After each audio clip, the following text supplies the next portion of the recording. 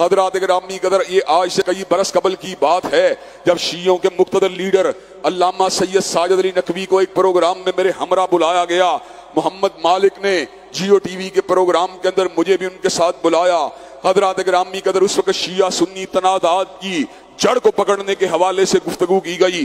حضرات گرامی قدر جب میری باری آئی تو میں نے سید ساجد علی نقوی صاحب کے سامنے اس بات کو رکھا کہ ہمارا اور شیعوں کے درمیان جو اختلاف ہے کسی مسئلے کے پر اختلاف کا ہو جانا کوئی بڑی بات نہیں ہے. اگر آپ تفضیل علی کی بات کرتے ہیں تو آپ دلائل دے سکتے ہیں. ہم تفضیل صدیق و فاروق و عثمان کی بات کریں گے, ہم بھی دلائل دے سکتے ہیں.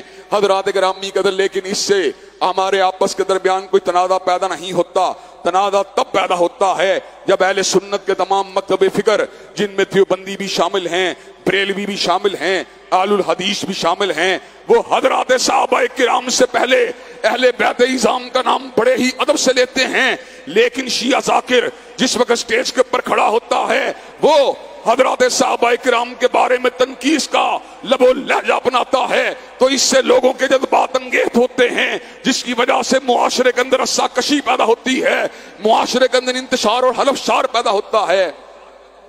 حضرات گرامی قدر سید ساجد علی نقوی صاحب کہنے لگے کہ یہ ہمارا منہج نہیں ہے. یہ بات جاہل ذاکر ہوتے ہیں جو اس قسم کا رویہ اپنا لیتے ہیں, لیکن ہمارے مین سٹریم شیعہ لیڈروں کا یہ رویہ نہیں ہے. تو میں نے کہا مین سٹریم شیعہ لیڈر اگر اس بات سے بری ہیں تو ذاکروں کو پابند کرنا یہ بھی انہی کی ذمہ داری ہے.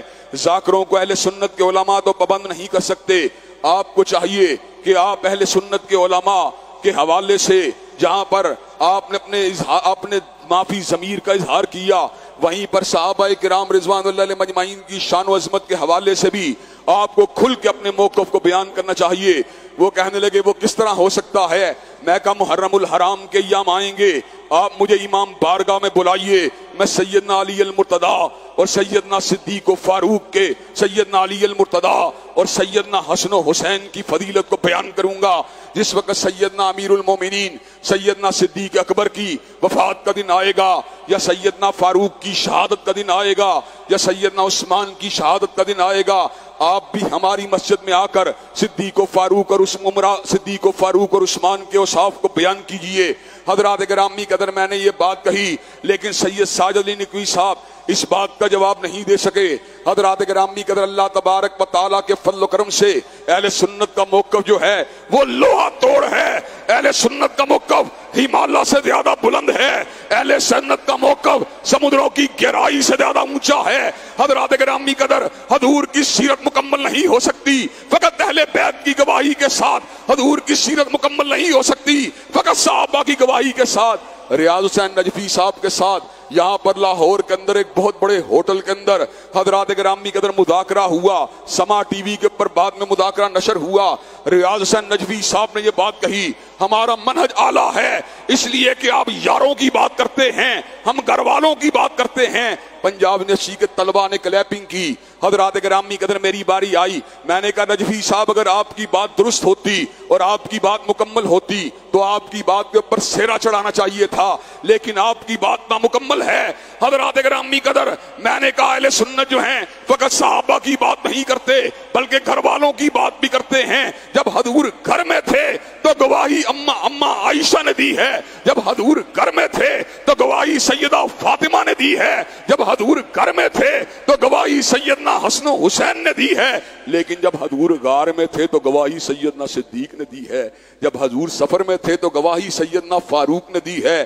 حضرات گرامی قدر جب میں گھر میں تھا میرے گھر والوں کو پتا تھا کہ ہمارا باپ یا ہمارا شوہر فلاں کمرے کے اندر موجود ہے, فلاں کتاب کو پڑھ رہا ہے, فلاں جو ہے تحریر کو لکھ رہا ہے. جب میں گھر سے باہر نکل آیا میری بیوی کو کچھ پتا نہیں ہے کہ میں کیا کر رہا ہوں, میری بیٹی کو کچھ پتا نہیں ہے میں کیا کر رہا ہوں.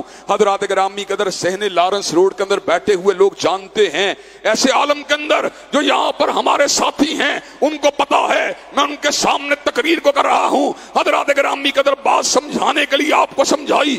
حضور علیہ السلام کی سیرت سے ہماری کوئی نسبت نہیں ہے, ہم تو ان کے جوتوں کی حق کا مقابلہ بھی نہیں کر سکتے. ان کے جوتوں کی آگ سے اٹھنے والے ذرات کا مقابلہ بھی نہیں کر سکتے، لیکن حضرات گرامی قدر ببانگ دہل اس بات کا اعلان تو کر سکتے ہیں اور اس بات کو سمجھا تو سکتے ہیں، حضور کی سیرت نامکمل رہ جائے گی اگر فقط گھر کی گواہی کو مانا جائے۔ حضور کی سیرت کو مکمل کرنے کے لیے گھر بار کی گواہی کو بھی لینا پڑے گا، اور حضور کی سیرت کو مکمل کرنے کے لیے یاروں کی گواہی کو بھی لینا پڑے گا۔ اس لیے ہم یہ بات سمجھتے ہیں اہل بیت کے ساتھ ساتھ حضور کی سیرت کے بیان کے لیے صحابہ کرام کی بھی ضرورت ہے۔ اسی لیے امت کی تیسری بڑی محدثہ میری ماں، آپ کی ماں امی عائشہ ہے، جو اہل بیت کی سیدات میں شامل ہے۔ حضرات گرامی قدر اور سب سے بڑے راوی امت کے اندر حضرت ابو ہریرہ اور ان کے بعد عبداللہ ابن عمر ہیں، جو اہل بیت میں شامل نہیں بلکہ حضور کے یاروں میں شامل ہیں۔ اس کا مطلب یہ ہے حضور کی سیرت کو مکمل سمجھنے کے لیے یاروں کی بھی ضرورت ہے اور گھر والوں کی بھی ضرورت ہے۔ جب میں نے یہ بات کہی ریاض نجوی صاحب، ہم اہل بیت کی بھی بات کرتے ہیں، صحابہ کی بھی بات کرتے ہیں، تو پنجاب یونیورسٹی کے طلباء نے مزید اونچی کلیپنگ کی اور یہ بات کو ہم نے وہاں پر واضح کر دیا کہ اہل سنت کا موقف اللہ تبارک و تعالیٰ کے فضل و کرم سے لوہے سے بھی زیادہ مضبوط ہے۔